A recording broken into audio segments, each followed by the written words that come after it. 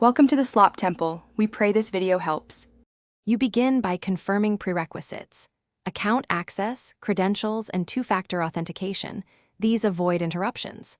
Once done, open the F-Line app and tap New Application, because starting immediately preserves session tokens.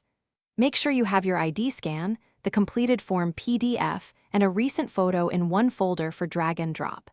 If any file is missing, pause and gather it now. Otherwise, continue through the upload steps to keep data consistent and speed up verification.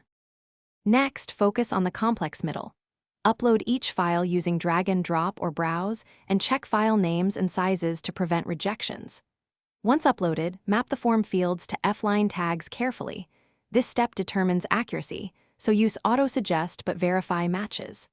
Then set processing preferences, choose notification email, desired processing speed, and any priority flags, because these control turnaround and alerts. Take a moment to preview the mapped form and correct any misalignments before submission. To finish, review the application summary, double-check mapped fields, attachments, and preferences, then submit when everything aligns, because submission locks most fields.